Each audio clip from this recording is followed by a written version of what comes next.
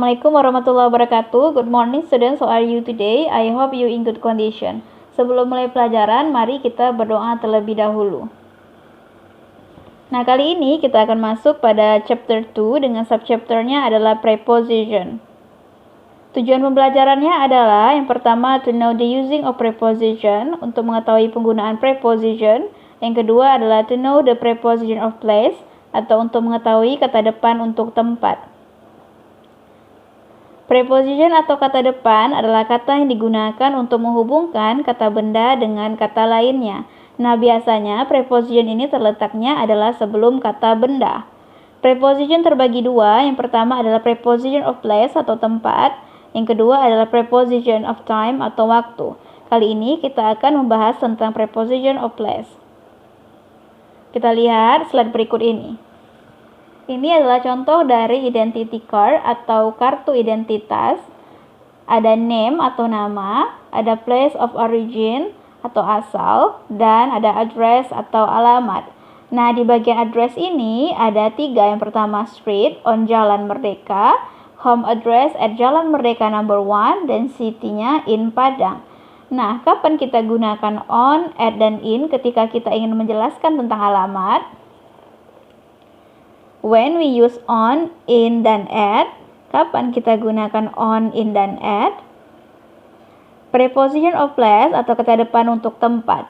Di sini kita bisa lihat ada piramida terbalik. Nah, ada in yang bersifat general atau umum, berarti digunakan untuk menjelaskan informasi yang bersifat umum atau yang cakupannya luas. Digunakan ketika kita ingin menyatakan yang pertama, country atau negara, contohnya in Indonesia. Yang kedua, city atau kota, contohnya in Pekanbaru. Yang ketiga, district atau kabupaten, contohnya in Kampar. Yang keempat adalah village atau desa, contohnya adalah in Senama Nenek. Yang kedua adalah preposition yang on. On digunakan untuk informasi yang bersifat more specific atau lebih detail. Digunakan ketika kita ingin menyatakan nama jalan atau street, contohnya adalah on Tebing Tara Street atau on Merdeka Street dan sebagainya. Yang ketiga adalah at. Digunakan untuk menyatakan informasi yang bersifat very specific atau sangat detail. Digunakan ketika yang pertama ketika kita ingin menyatakan nama jalan dan nomor tempat tinggal kita. Contohnya at Tebing Tara number 1. Berarti di situ ada nama jalan dan nomor rumahnya. Yang kedua, kita gunakan ketika kita ingin menyatakan specific location atau tempat khusus. Contohnya at office, di kantor, at store, di toko, atau at the classroom, di kelas.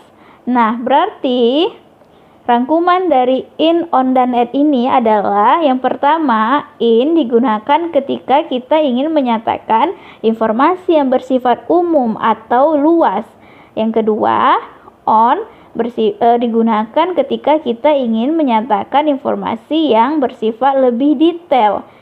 Yang ketiga, at digunakan ketika kita ingin menyatakan informasi yang sangat detail.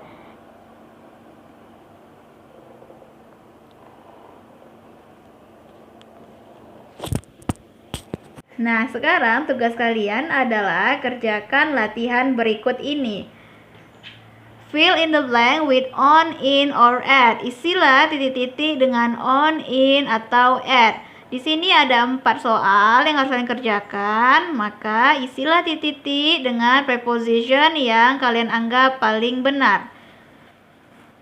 Next lesson atau pelajaran berikutnya adalah spelling name and telling hobby. Oke, I think that's all. Saya rasa cukup sampai di sini tentang penjelasan preposition of place.